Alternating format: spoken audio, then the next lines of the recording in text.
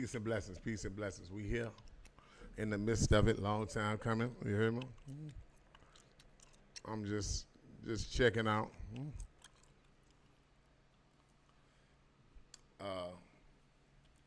It was showing that the biggest rapper in the game right now, NBA young boy from Louisiana, product of Louisiana. Where we at? What's going on? He just performed in my home city of New Orleans.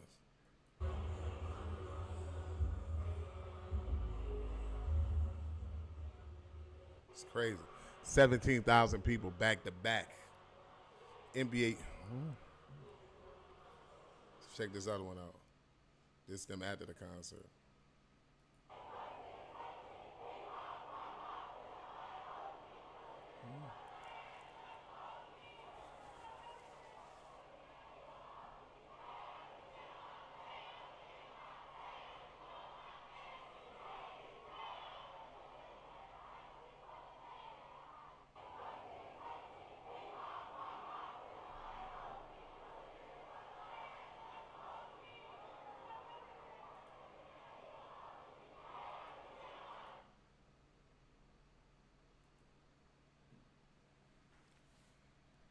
Here we just saw Young Boy, NBA Young Boy, New Orleans.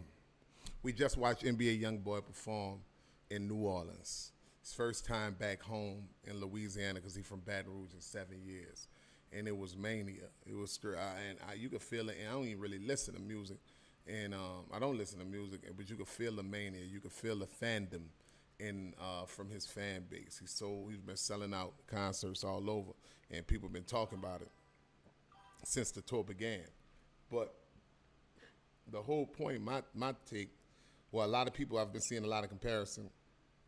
People were saying his fan base, his supporters, the hype around him is like that of Michael Jackson, which I believe is such a far stretch. And then they say he's the Tupac of this generation, and I would not speak against that. I would never, you know what I'm saying, because that generation, if that's how they feel, how our generation felt about Tupac, where he was, you live vicariously through them. They made music for all your emotions and the struggles that you were going through and whatnot, and you could relate to them. And but I just wanted to speak on the parallels of a young boy in a Tupac Amaru Shakur, and if he's the equivalent for this new generation of, I guess he's 26, so 26 and under, but they had people over 26 that rock with Young Boy. But just say the people that he's shaping their childhood and their decision making and how they viewed the world. Pac, born in the 70s, you know what I'm saying? I was like 90, in the 90s when he died, I was probably like 11 or 12. So, but Pac is a child of a revolutionary, a child of the Panthers, raised by revolutionaries, raised by people who wanted the best for black people. I'm not going to say black nationalists, but those who were teaching knowledge of self, taught him his history. He was also a gifted artist. He went to conservatory art school for acting, and he painted and he wrote poems. He was a writer. He was a phenomenal actor. And his music resonated with not only his generation and younger, but their parents. You know, certain songs like "Keep Your Head Up," "Dear Mama," "Brenda's Got a Baby" were literary masterpieces, and it motivated people and inspired people and inspired a generation. On top of that, he was a gangster. On top of that, he shot the cops and whatnot and made gangster music and party music that men and women could relate to. So, you know, he started the whole thug life movement. But I was just talking about his ancestry and how he was raised and the ideology he shared. Fast forward to now, you got Young Boy. Proud. I'm proud that he's from Louisiana, and I know people on his team, and I know I've seen his rise to fame. He went to prison a few times. You know what I'm saying? Product of the Louisiana school system, deemed a special ed student. Um, the majority of his music is gangster music, you know, crash out music. And so for him to galvanize this fan base with music about, you know, gangster music, street life, ops, drugs, hustling, getting loaded, selling drugs, getting money, eliminating ops, dealing with beef in the street, keeping it G. But in that case, that just shows you the direction that this generation is going.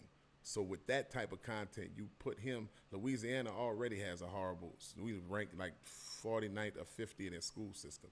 So somebody that the Louisiana school system would deem that, oh, we can't teach or whatever, or put him in a certain area. Not saying that he is that, because clearly he's tapped in. He's an old soul, and I understand why they love him. I love him, but I'm just wanted to parallel that the direction where the leadership is taking this generation and what it says about this generation, that content is what they're going through.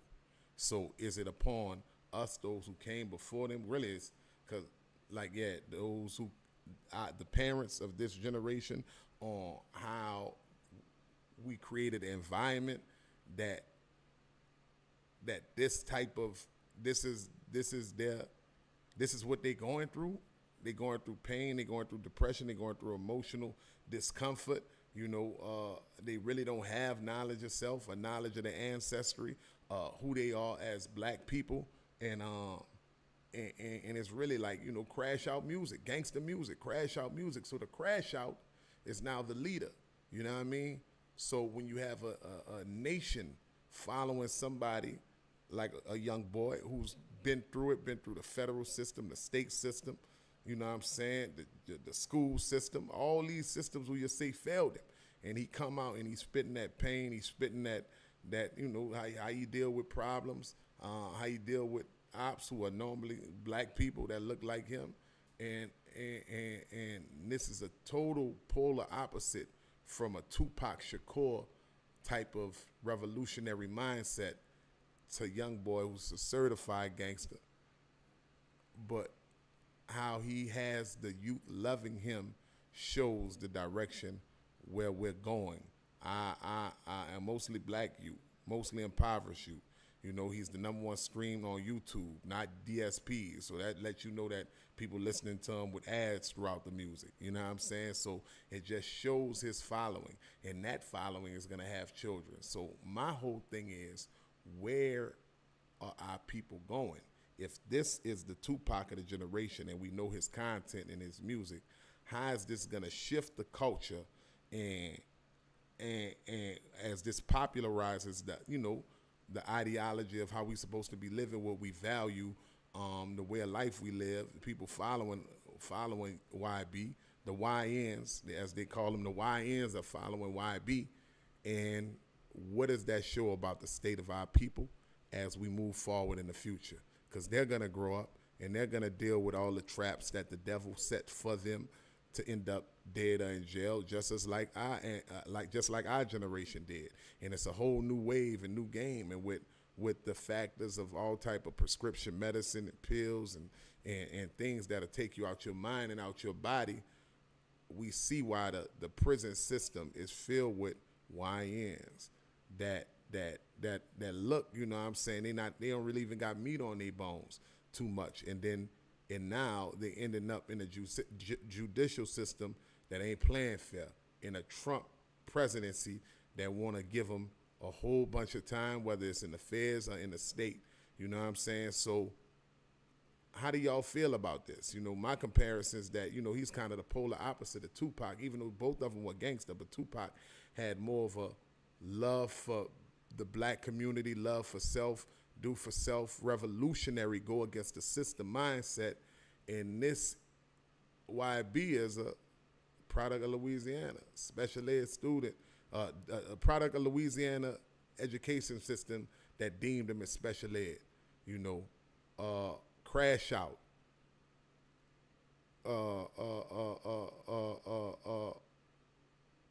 ready to take it there. You feel what I'm saying? Both of them was ready to take it there, but you get it when you listen to the music. Like, let's see, I can read some of the lyrics. His biggest song is Shot Caller. Let's go to Shot Caller lyrics. And like I said, I like YB. I understand what he is. He's a product. YB is a product of his environment. There's no blame for YB. YB made it out of a hard situation. But as being a leader and having millions of followers, what direction is he leading them in? And what does that say about this generation and future generations if he's the Tupac of the lead generation, the one that everybody follows, the one that influences everybody, the one that motivates everybody to move into the beat of his drum? And we know how his drum is beaten. And he'll tell you in his music, you know what I'm saying?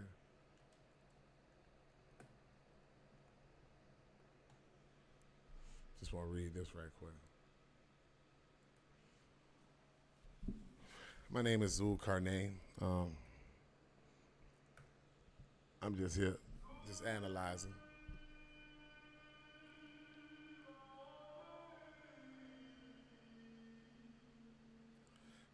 I just pulled up in that other gone. Me and Bobo in the clutching what you want. And I'm so fresh, I know she want to F me big, come on. This that catching up and hop out, walk his ass down. He not swagging like La Top, brother. Wipe me down. B, I got that guap. You gonna get your head pop, leave you found. I just came through. It ain't hard to tell that I got money. I just came through, bitch. Don't tell me nothing. I come from nothing. Rolex costs a Benz truck. Got my F in tuck. Mansion costs a high school. About time I turn my kids up. I been up. Don't give a Heard I buck his friend up. Go ask about me. I'm diving. 556s lift his chin up. Flexing, bitch.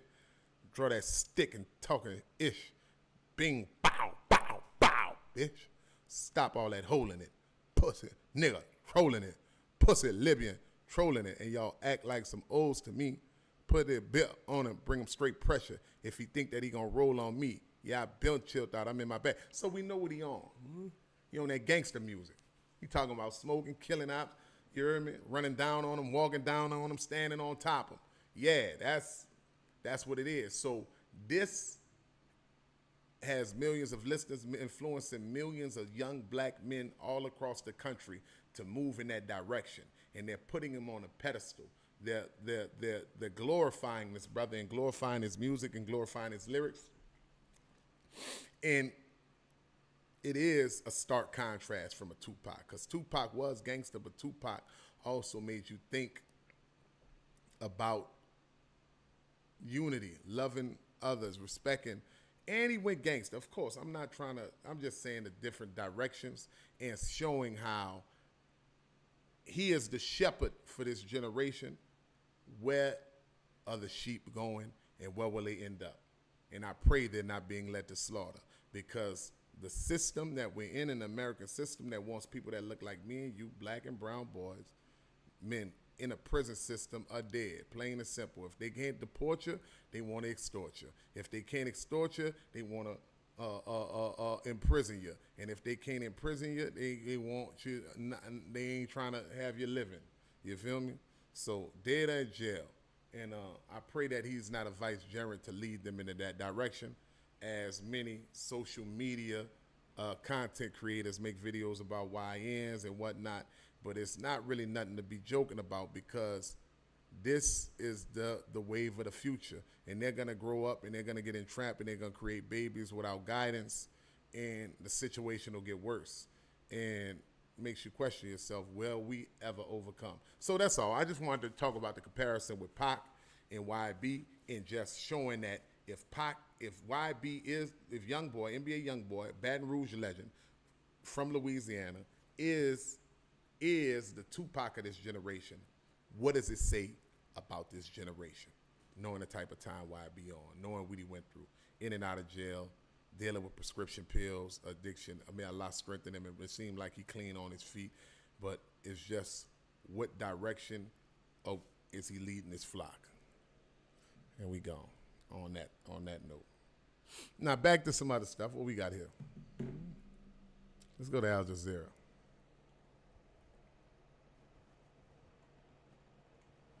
I'm gonna let calm today. Breaking news.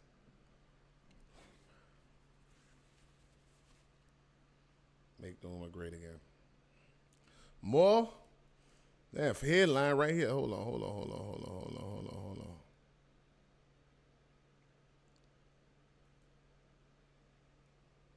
Let's see.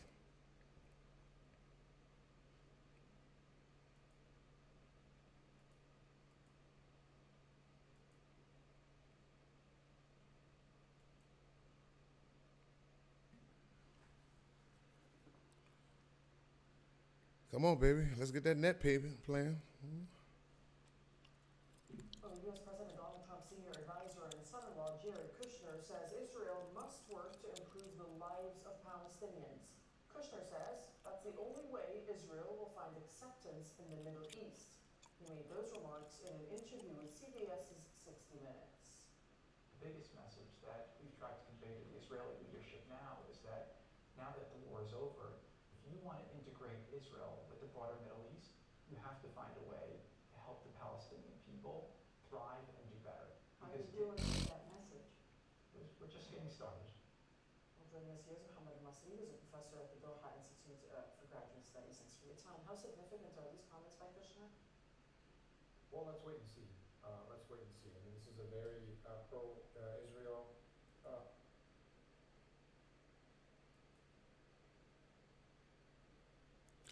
Israeli attacks across Gaza have continued.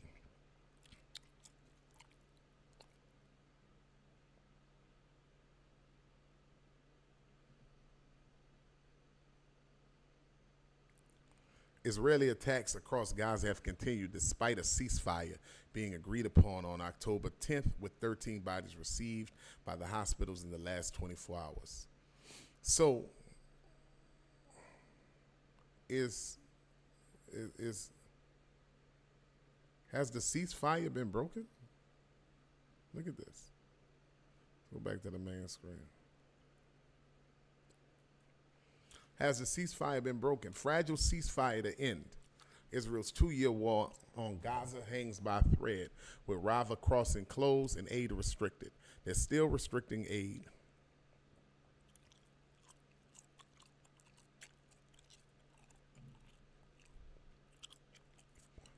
Pardon me. Israel has killed nearly 100 Palestinians in Gaza and wounded 230 since the fragile truce brokered by the United States came into effect on October 10th. It seems like Israel is not honoring the ceasefire from the news that we read here on Al Jazeera. More bombs have still been going off. Bombs have been going off. Let's see. And people are still being martyred. So was it some Yehuda trickery going on to get the hostages released and the bodies of their civilians or soldiers released? Is there any honor? And I feel for those who are so excited in Palestine and the Palestinian supporters and the Gazans that were excited about what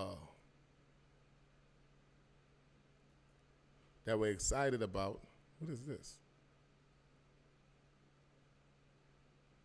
Okay. That were excited about the ceasefire. But it seems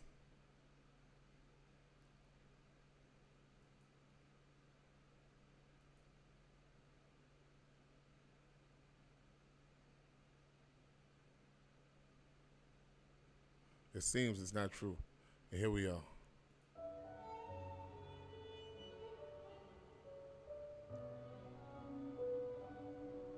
Hold on.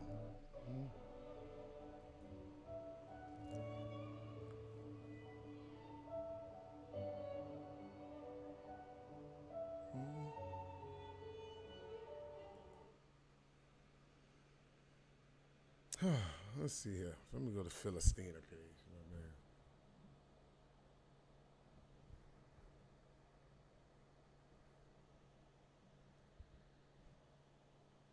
He'll show what's going on.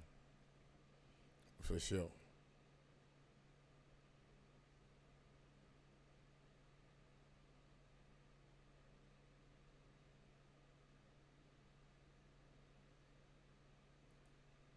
Here we go.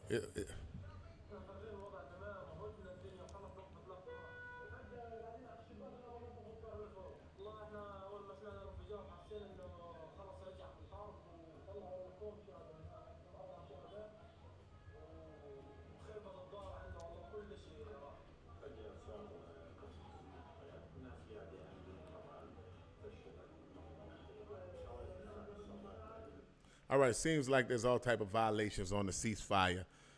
There's a lot of Yahuda trickery going on. A lot of Yahuda trickery going on. Seems there's a lot of violations on the ceasefire. From this post here on Philistini's page, Kamrawaya, Israeli forces have killed at least 100 Palestinians since the beginning of the Gaza ceasefire on October 10th. They've continued with airstrikes, tank shelling, sniper fire across Gaza, further undermining the hollow ceasefire which Donald Trump, President Trump of the United States, claimed to still stand. They say Western media is echoing the narrative, but the news from Gaza and from Palestine say otherwise, that more people have been martyred, bombs are still going off. It seems like the ceasefire is not it seems like the ceasefire doesn't hold the weight of the paper that it was written on. And from watching Trump and Netanyahu continue to glaze each other, we realize they're playing international good cop, bad cop, where Trump is playing the good cop, acting like he's being neutral, wanting to stop the wars and has some type of empathy for those suffering, or the martyrs, or the Palestinians and the Gazans who are being killed, and wants to show face to the international community that he stopped this genocide, stop the war in the Middle East, as he called the war in the Middle East and occupied Palestine. And Netanyahu is, I guess, the bad cop who's been vilified, and Trump is positioning himself or portraying himself as he has him under control. It looks like, it reminds me of one of my favorite movies with Eddie Murphy, Trading Places, that Donald Trump and Bibi Netanyahu are the modern day Mortimer and Duke from Trading Places. Let's pull that up. Hold on, before I go in there. Randolph, Trump and Netanyahu, it seems from my favorite movie, Trading Places, it seems as President Trump and Bibi Netanyahu of Israel are the modern day Randolph and Mortimer Duke, where they're playing on the public, basically, and Randolph and Mortimer Duke, they bet $1 that Eddie Murphy could outdo Dan Aykroyd. And they just really like playing on the public eye. They in cahoots together, they in bed together, they have their own plan, but one is playing nice guy, one is playing good guy, and it's all a game to them. It's laughing and joking to them just to see what happens, jerking the public around, making all type of sarcastic remarks to the media, condescending remarks, you know what I'm saying? And it's a joke. They're not valuing the lives of the Palestinians or the Gazans, just like Mortimer and Randolph Duke didn't value the lives of Eddie Murphy and Dan Aykroyd when they was working for their company. But this is real life. That was a comedy. This is real life. And they're stringing millions of people's lives around, taxpayers' money, millions of dollars in defense funds, billions of dollars and being spent on defense, and that could be going to other places, of wars. They're spending the money on weapons to kill, to martyr innocent civilians, and they're violating all type of international law, violating the ceasefire, which was just I believe a play to get the Israeli hostages released and the bodies of their civilians and soldiers released. And they didn't mind turning over the Gazan prisoners and soldiers because they want to continue the barrage of assault and murder. So they feel like, okay, we'll release them back in Gaza, but we're going to try to kill them all anyway, so it doesn't even matter. So I think it was some type of reverse trickery being played. And like I said, if you look at it, they're not honoring it at all, and it's sad, bro. And there's no international outcry, and may God be with them. God is with them. May God continue to be with them. And I believe truly, like we learned from our prophet Muhammad, peace and blessing be upon him, with the Treaty of Hudaybiyah. That treaty was not in the favor of the Ummah during the time of the prophet Muhammad. They were barred from going to make Hajj. They were barred, from going to visit the Kaaba. But the prophet, in his wisdom, accepted the treaty, even though his companions didn't understand it or were displeased by it. But Allah truly is the best of planners. They plan, but Allah plans, and Allah is the best of planners. So we don't know. I look at this as that maybe there will be some victory from this even though it was not created for the Gazans or Palestinians, the righteous to have victory, the Ummah to have victory. Of course, they want to take over that whole area because they're, like you see, they're continually violating. You cannot trust those who are led by the devil. Their tongue is forked, it's dishonest, it's deceitful, and they always have ill will and ulterior motives. And they're masters of trickery. You cannot do any business with masters of trickery, and we see this time and time again. You can't be diplomatic with the devil. You know, you're dealing with harsh evil. You're dealing with those who follow Iblis in this leadership role. And may the chips fall where they may. We got to see what it is. You feel me? So, and this is just one aspect. And people, it's just hard to continue to watch this as we deal with our own issues here in America. But, you know, it is what it is. It's not, it is what it is. It is what it's going to be. So we see that, like I said again, Donald Trump and Bibi Netanyahu are playing the public, playing us like we're idiots, are playing, not even playing like idiots, just playing in our face, knowing that they feel that you can't do anything to stop them. They're disregarding any other countries that support the Palestinians, any of the supporters, any of the people in the street. They make all type of disparaging remarks and insults. They're really like Randolph and Mortimer Duke from Trading Places, playing with people's lives for their joke, just, and power to carry out their ideology of what the world should look like, where they yield and wield all the power. But as we know, in this beautiful religion of Islam, Allah is all powerful.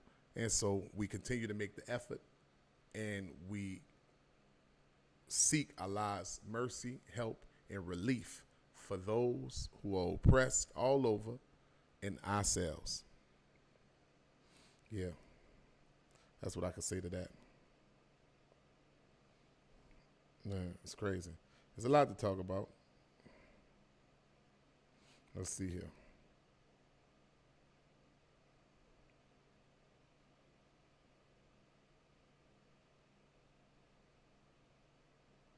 And also, even with the ceasefire said in Gaza, there's clear violations in the West Bank, all over Ramallah.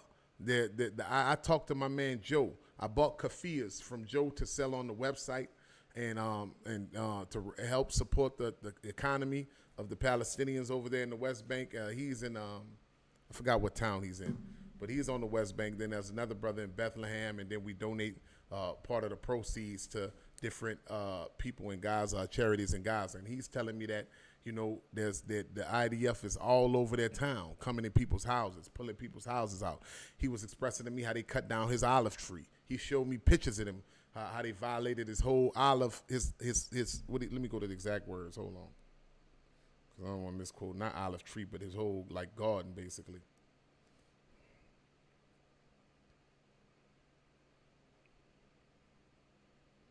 He said his olive grove. He said, look what the Zionists did to his olive grove.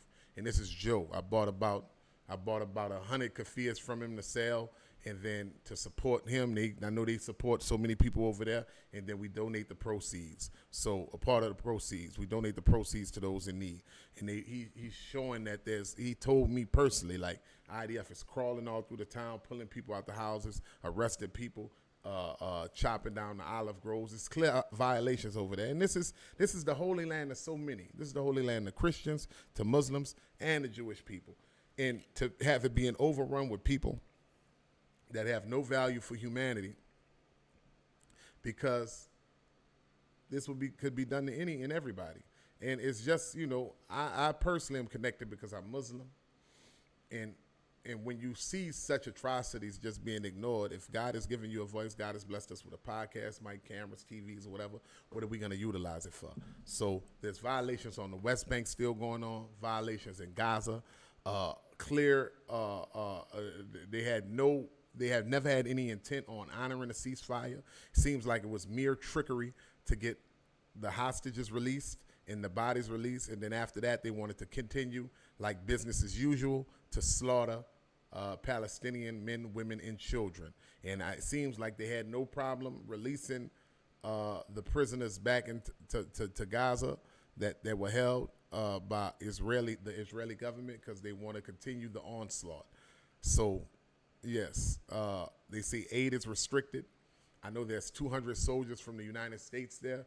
What area are they in? I'm sure they're in an area where bombing is not going to take place, because if bombing does if God forbid, an American soldier loses their life, it's going to be pandemonium on this side, because it's like, well, why are we putting our soldiers in Trump, why are you putting our soldiers in harm's way if there's supposed to be a ceasefire? And of course, we all know that they would put the blame on gangs or on Gazans or on Palestinians if a blood of any U.S. soldier is spilt on that land. But with bombs and snipers and shots going off, who knows who it may be. And I pray that Allah protect us from that. But I know it'll cause an upheaval here with Americans, Trump supporters, and whatnot, if American soldiers lose blood or lose a harm in the line of fire over there in Palestine or in Gaza, when there's supposed to be a ceasefire, where there's supposed to be humanitarian aid for the people. But we all see from the internet, from people that's on the ground, on the land, it's clear violations from that. And there's no honor amongst these immoral, unethical, unscrupulous human beings that are in leadership. Yep. What else can we talk about here?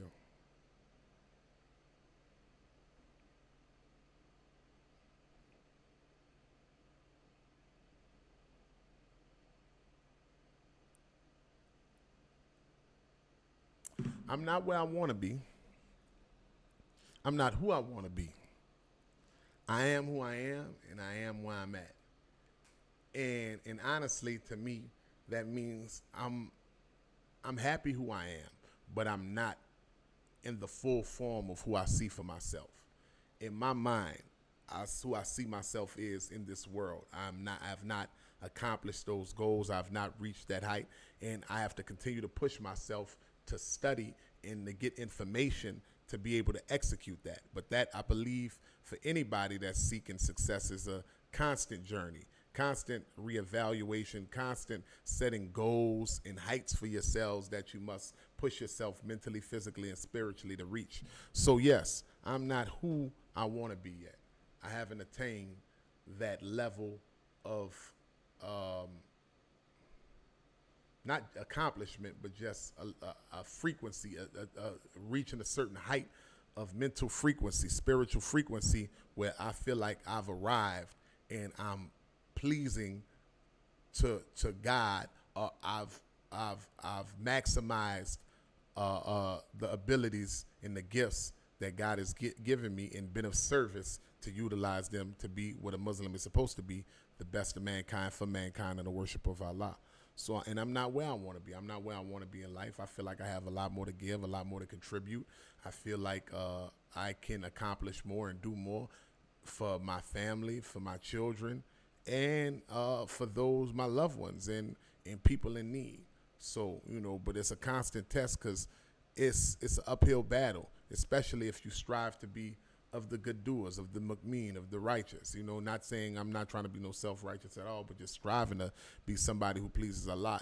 There's a lot of forces that want to push you from attaining that level. So it's an uphill battle. And every day you got to wake up with the energy and the vigor and the drive to push yourself to be great. But like I said before, God, you should know, everybody that watching this should know that greatness is inside of you. Just like we know that gold and diamonds are buried in the earth, buried in the Africas and the Middle East and Americas, these precious metals, just like we know the cobalt is buried in the Congo, and these people that seek to exploit these natural resources know that too. And your enemy knows that greatness is in you, but you should know that the greatness is in you. You don't got to discover it. It's there. You just have to dig and put the work in to bring it out. So just like they know that them gold and diamonds is under the earth, they still have to put the work in to pull it out, to tap into those resources and utilize it for their benefit. So we have to pull that greatness from inside of us and pull it out. We can't just let it sit deep in us. We got to do the work to drill it out, to tap into it, to excavate it. Just like they tap the oil and use all the machinery to extract it out so they could turn it to money and benefit for mankind. We need to do that for ourselves. That greatness is in us. So we got to pull it out of us and bring it to the world. And not only will it benefit us, it'll benefit others. And it'll also give us the means to be able to take care of ourselves. So please, you know what greatness is in you. You can feel it. Pull it out of you. It might be a lot of hard work to do, but we got to do it, you know? And just so I look at that like how they tap for the natural resources. They know it's there. They don't got to find it. It's not like it's lost. They got to find it, but they know it's in there, and they got to do the work to pull it out. So you got to find it in you, but you know it's there. That's not the issue. It's not like you don't have greatness in you. God gave it to us, just like God put everything we need in the earth, but we got to get it out. Just like they plant seeds and in harvest and fruit, we can use this as a sign. This is an ayah for ourselves, that everything we need is within us, but we have to do the work to pull it out and make it manifest in this world. You know what I'm saying? The giving hand is better than the receiving hand. So utilize the gifts that God gave us to be the best that we can be. And I pray every day that God give me guidance on what I need to do. And may God use me to be great and to be of service and to be of benefit. And if more people tap into that, we'll have a better society. And because we got to combat against all the negativity and the evil in this world. The shaitan is using everything from music, social media, entertainment, human beings, females, males, relationships, everything. AI. Speaking of AI, it's the master of trickery.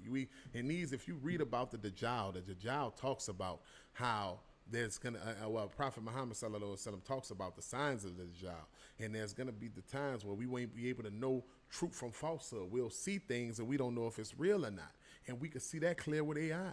And this is the beginning stages. So imagine 10 years from now, as the AI develops and we're watching things on social media and we get phone calls. They already talking about how phone calls will come and they could change the voice and act like it's your child and make this number show up. So we're gonna be living in the days of illusion and deception and trickery. So we have to have a strong relationship with God to be able to discern truth from falsehood. We won't be able to even trust our eyes. They say believe what you see and half of what you hear. But there's going to become a time where we can't even believe what we see and none of what we hear. And we're seeing that now. We're ushering into that time. You will witness that time where you won't even be able to believe what you see. So how will you be able to navigate through life knowing truth from falsehood without relying on your creator? That's that blind faith. Let Allah be the eyes you see with, the tongue you speak with, the ears you hear with. We need Allah subhanahu wa ta'ala to utilize us wholeheartedly in every component of our life to be able to navigate through this future that is rapidly approaching. Where it's illusions, lies, trickery. Man, I had people lying, trying to finesse me still to this day. You can't even have a good heart. You know what I'm saying? People have me to help this, that, and the third. Elaborate schemes and lies, showing me all type of stuff for $150. And then you find out they lie. It's like, damn, you did all that for $150, elaborate schemes and tricks and traps and this and that, and look you in your eye and say this, that, and the third. But has no bearings and no truth to it. You could have used all that energy to earn more money. But that's the times we living in, man. Deceit, trickery, manipulation, and people playing on the kindness and making people think your kindness is a weakness, or playing on your kindness, or playing on your good-heartedness. And sometimes it makes the hearts go hard. It makes the people that will want to do good for somebody or want to be generous to not do it anymore because they've been felt that their kindness has been taken advantage of. So these are the times we're coming in, and I think it's ushering in at a rapid pace. So beware. Beware of AI, beware of the Dajjal. Learn the hadith of our Prophet Muhammad, who forewarned us of these times 1,400 some odd years ago, you know.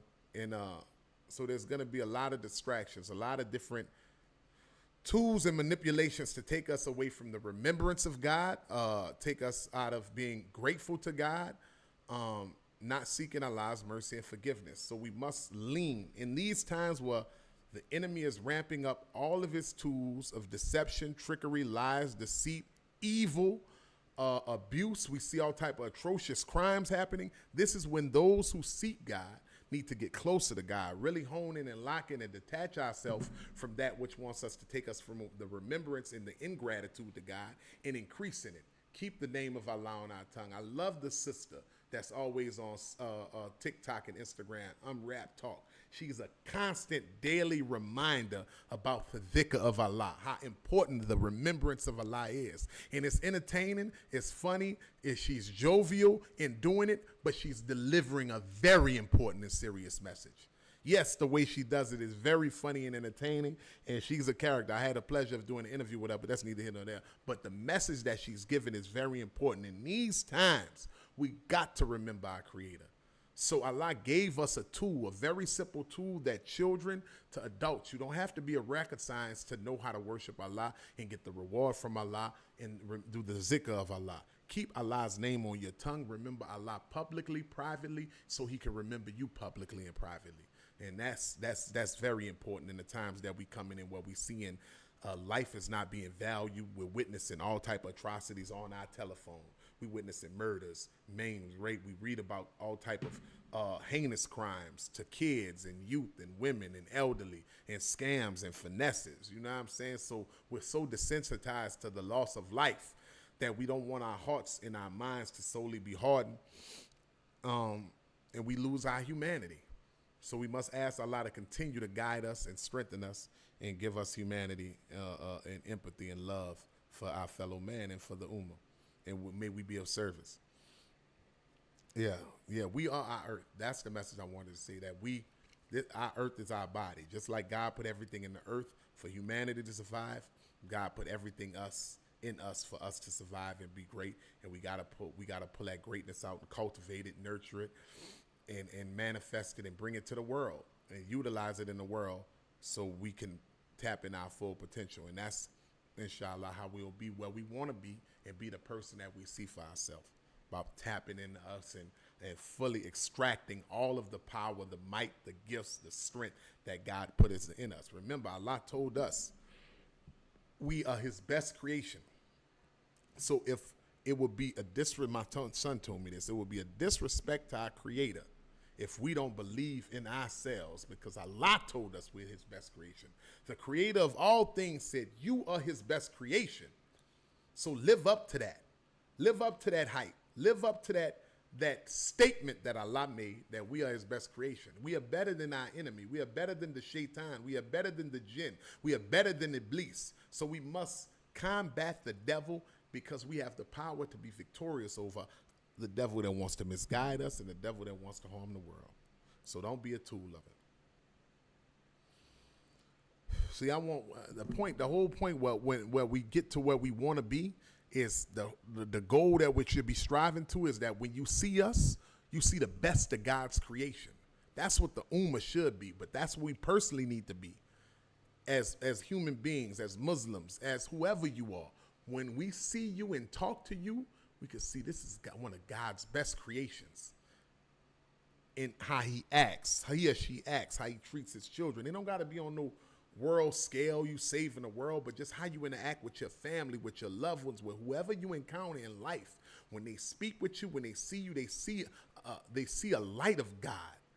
They feel God in the presence. And when they walk away from you or when they encounter you, you want them to leave invigorated, motivated. You want that, just like the musk, scent of perfume leaves somebody when you hug them, and it goes on to the next person, and that scent is with them and they remember you. That's how you want to leave a scent of pleasantry. When they remember you, they remember God, and they remember goodness and greatness and pleasantry. So when you see me, I want you to think, encounter one of God's best creations. And that's what I'm striving for. I'm striving to be, when you hear me talk, when you see me, when you meet me, when you hug me, when you touch me, you saying, hey, this is God, one of God's best creations. And I believe we all should strive for that.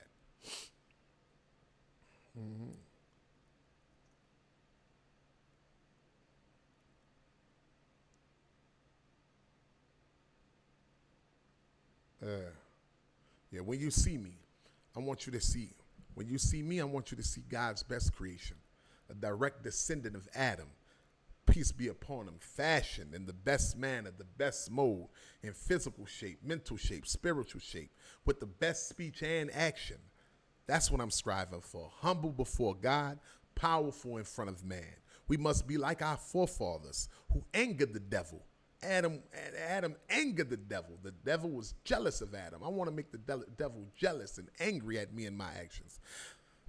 The devil envies me because he can't manipulate me. And Allah favors me more than any other creation. When you have, you won't lose. You lose Allah's favor when you don't do that which pleases Allah. You lose Allah's favor when you do that which pleases the devil, and you indulge in it, and you broadcast it, and you showcase it, and you highlight it. We gonna slip. We all slip. But you must immediately seek forgiveness, like your father Adam. That's the difference between us and Iblis, us and the shaitan. The shaitan disobeyed Allah and tried to defend it and was arrogant before God and didn't seek forgiveness. Adam disobeyed Allah and immediately sought forgiveness. And that's us. That's the human being. So we must immediately seek forgiveness to continue to get the mercy of Allah. Don't return to that bad behavior either. We must strive and go forth, not take Allah's mercy for granted.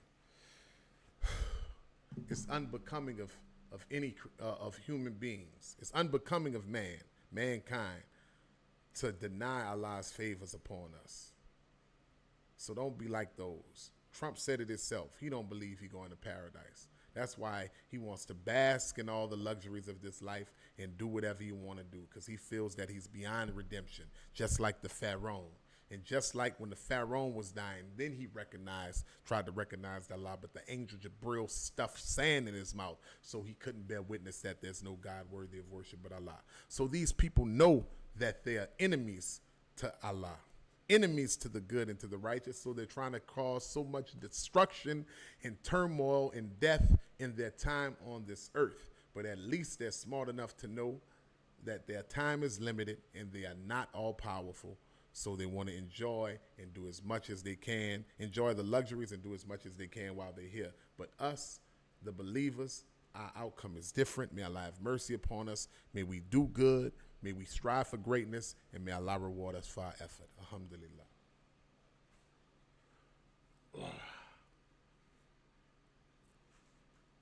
And lastly,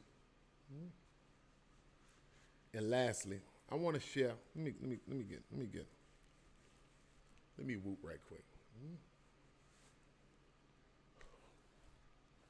Oh no.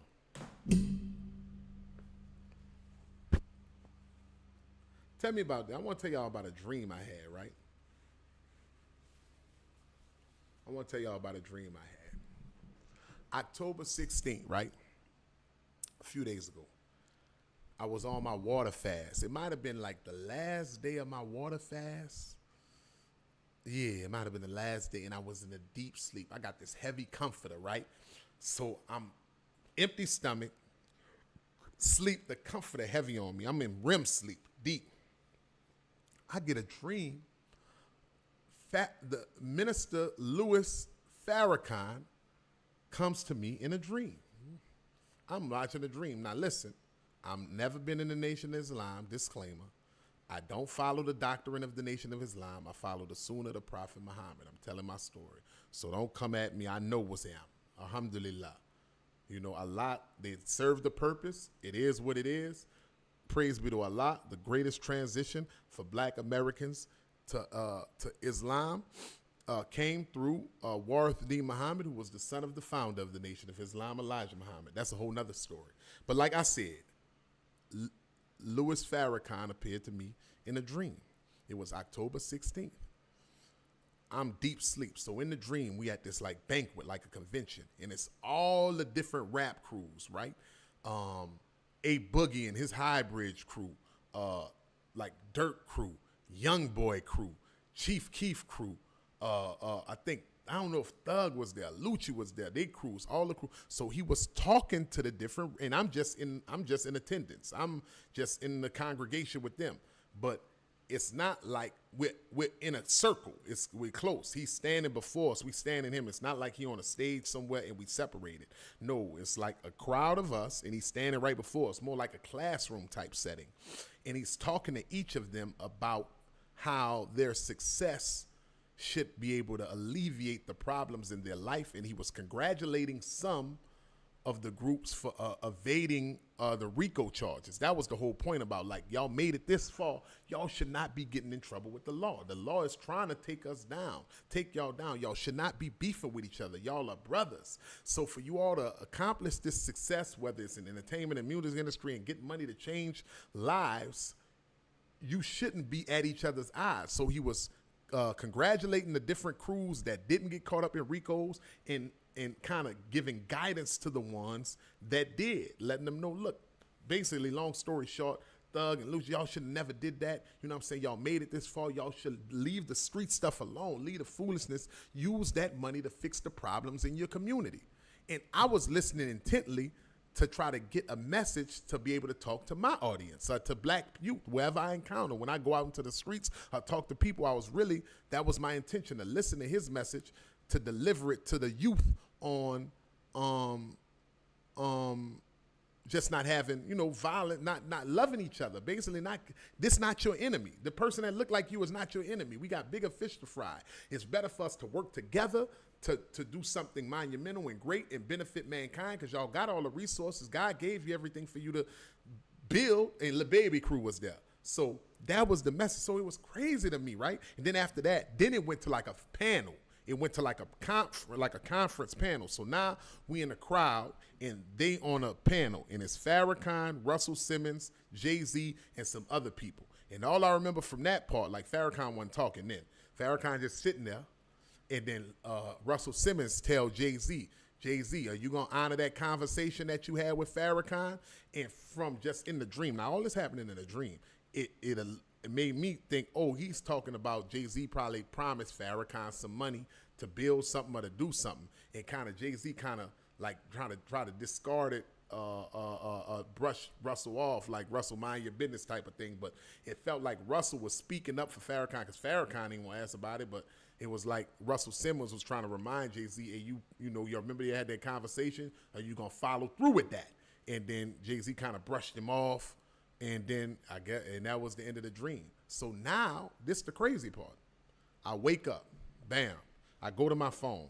The first text I see in my phone is a message from Don Muhammad. Everybody that's in the nation, if you're watching this, y'all know Don Muhammad with the salt and pepper hair, chocolate skin like ASAP Rocky. He texts me telling me that this is the 30th anniversary of the Million Man March. I was like, Lord, that's the first thing I see when I wake up. It's like in the middle of the day, in the nap, basically.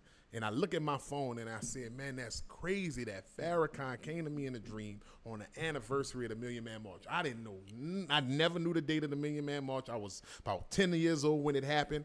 I didn't go. No, I was 11 years old. I didn't go. My partner went.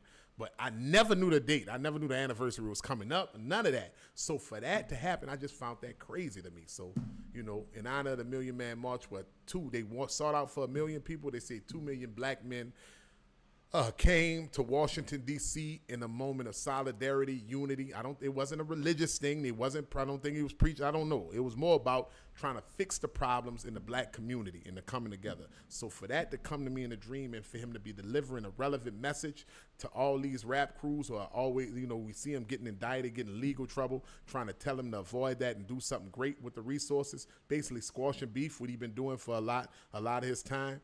And for that to happen on the Million Man March, I didn't feel that was the anniversary of the Million Man March. I didn't feel that to be no coincidence at all. So, that's what it is. But what do y'all think about the dream?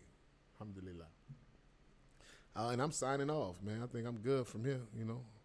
I'm done with it. What else we got to talk about? Nothing else. What else? Make sure, continue to support, please. ZQN1UMA.com. Go to the TikTok shop. Go to the website, ZQN1UMA.com. Go to the TikTok shop. Buy the kafirs that supports the Muslims in Palestine and those in Gaza. You can buy some of the shirts, some of the hoodies, any of the merch. We want to be visually, vocally Muslim and showing our solidarity with those who are oppressed in Sudan and Gaza. We're supporting different charities and different people who ask for support from these lands. So please continue to go. Get the Make the Ummah Great Again hats. We got the Make the Ummah Great Again hats with the freedom flag on the side, one love, one Ummah. You know what I mean? Continue to support. ZQN1Ummah.com. Hit the TikTok shop, buy the kafirs, buy whatever, and know that you're benefiting those who are in need. Please share and repost the video. The little thing that if you got the reposting on your Instagram, repost it. Not just sharing it in your stories, but repost it to your feed. We want to get out of the shadow ban. I also did an interview with Iman.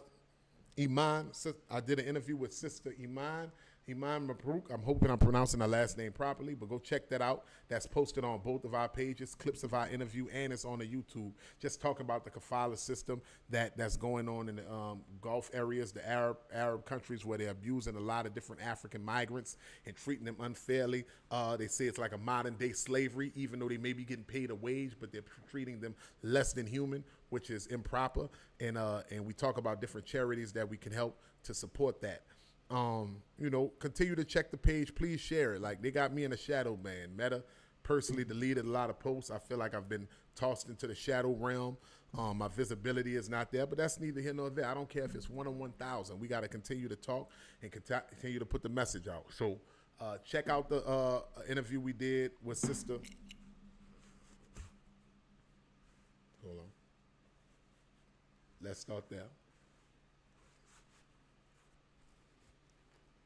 Check out the interview we did with Sister Iman Mabruk on my page, talking about the kafala system. Please go and repost the videos. Any video that you like, please repost it. That button, share it. We try to get out the shadow ban.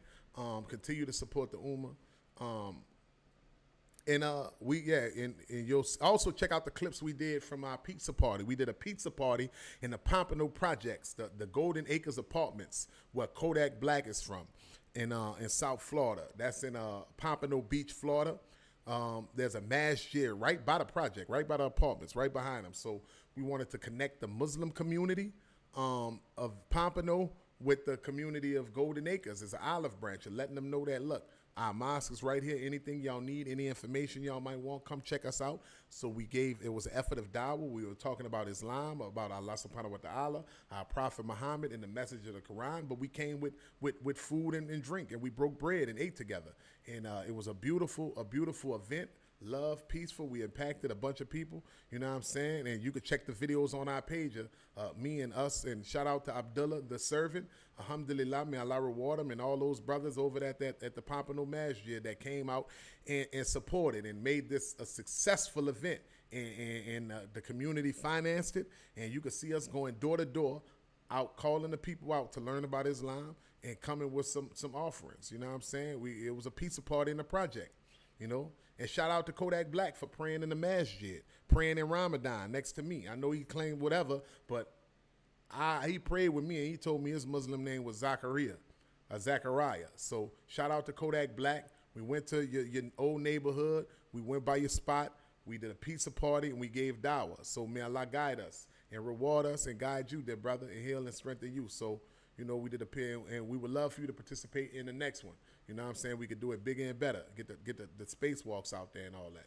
So alhamdulillah. Check out the videos. Check out the page. Share, repost. Continue to support. Hit the link in the bio, ZQN1Ummah.com. Go to the TikTok shop. Support the store. Repost the content. Thank you all.